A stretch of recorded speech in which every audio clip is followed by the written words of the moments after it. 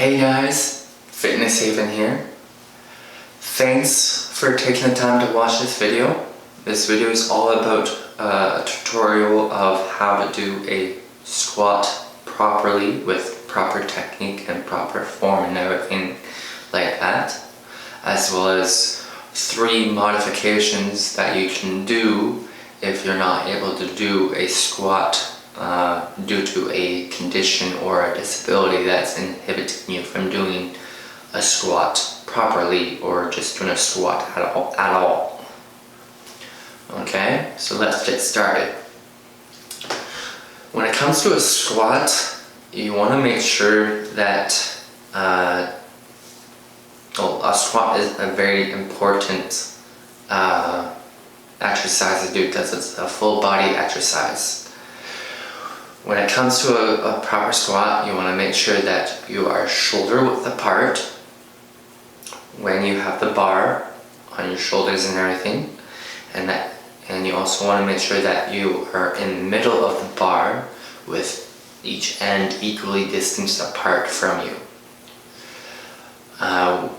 The reason behind this is that when your feet are shoulder width apart and you go down in a squat position, you won't put any tension on your knees or your other joints in a bad way.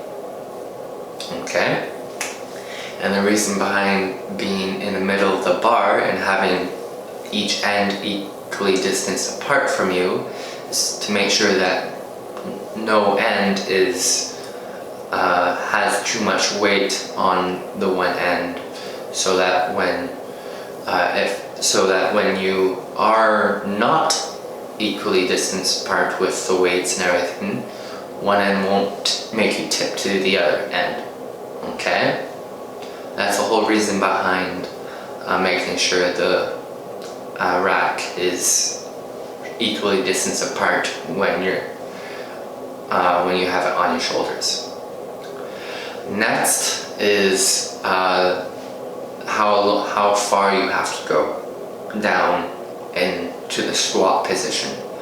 And when you go down into the squat position, you want to be at least 90 degrees or less in angle width, meaning you want to be from hip to knee to ankles. You want to be pretty much 90 degrees.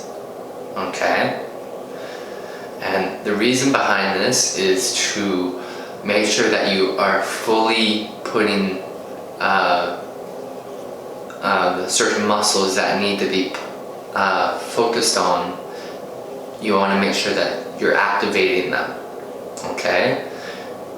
And the muscles that you're activating are your quadriceps.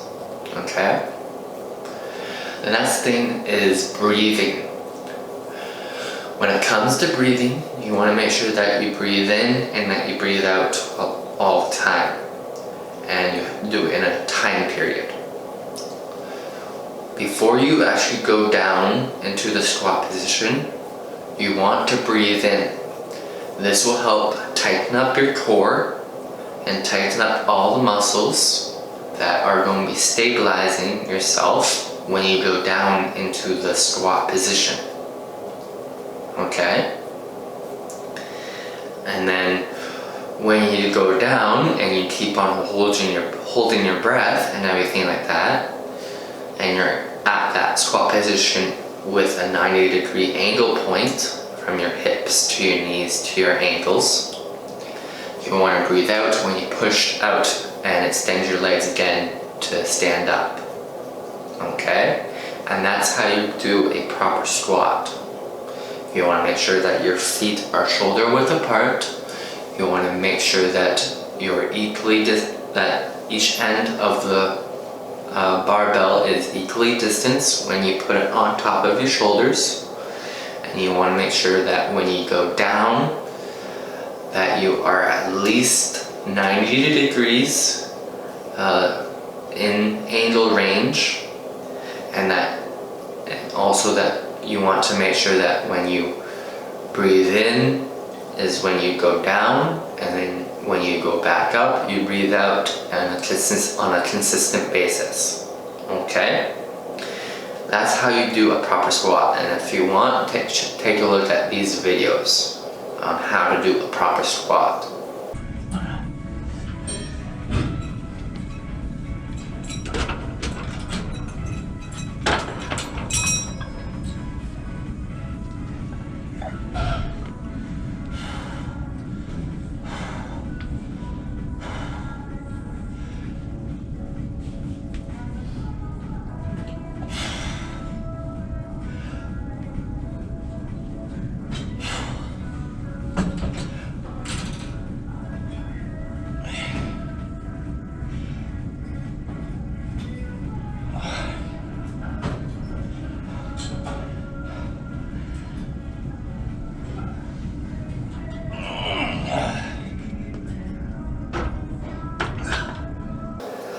The next thing I'm going to go over is certain things that might happen if you have a physical disability like myself, whether it's cerebral palsy or whether you just physically unstable due to certain things that are happening in your body due to conditions that have happened to you or that you have and all that.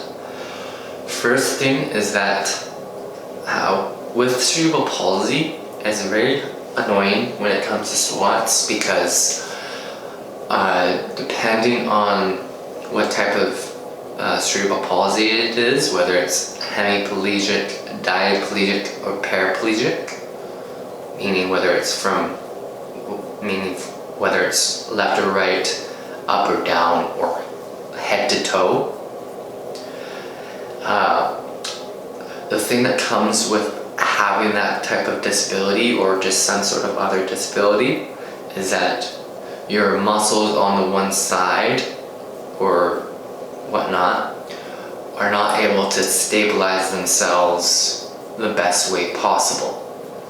With me, as you can see right here, my left ankle comes up off the ground whenever I go down in my squat position. It's really, really annoying. And that's due to my left calf muscles, so my gastrocnemius and my soleus, being smaller than my right calf muscles.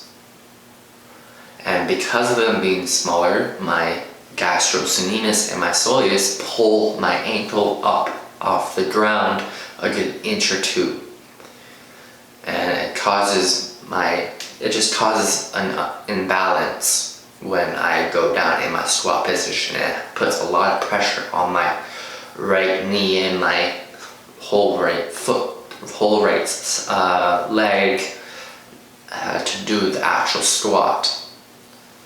It does help in some sort of way, but it doesn't help in strengthening the muscles on my left side that I'm trying to strengthen.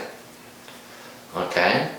So, and the first modification that you could do if you have a similar disability like I have, whether you have left hemicerebral palsy like me or right hemi, or you're diplegic with cerebral palsy, or if you're paraplegic, so from head to toe,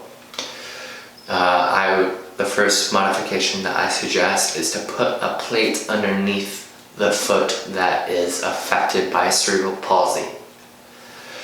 Doing this will make sure that your ankle has an actual stable flat surface to press against. Okay, and as you can see right here, I have a 5-pound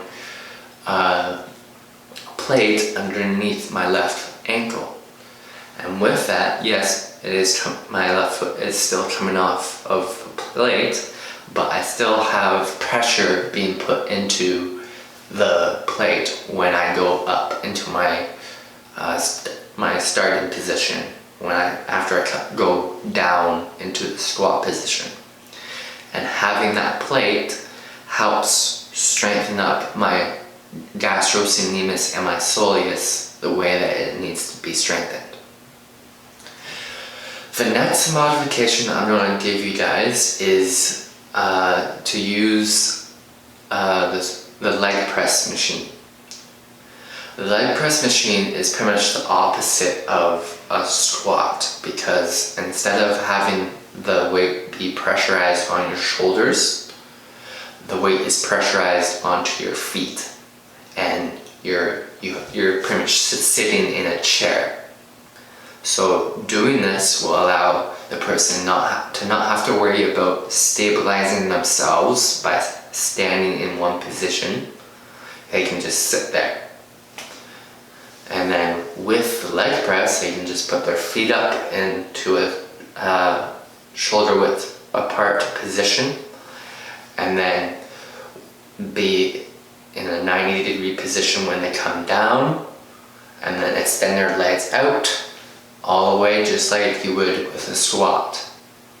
So that's the second modification that someone with a physical disability like cerebral palsy or some sort of disability that's affecting their movement can do. The third modification that they can use is a Smith machine. And a Smith machine is basically a barbell that has stabilizing stuff on it. It's basically a rack where you just have to stand there, and that's all you need to worry about, because the barbell is held by two little sections where you can rack it and unrack it, and then you just push it up, and the barbell will just go up and down without going front or back. And that's all that the barbell will do. The reason behind this being a modification is for those people that are in wheelchairs and are still able to use their legs and everything. They can use the Smith machine to strengthen up their legs and not have to worry about falling over, because the barbell is going to stay in that one position, and all they have to do is go up and down like a regular squat, and all they have to worry about is making sure that they're shoulder width apart with their feet, and that they are equally in the middle of the barbell and everything like that.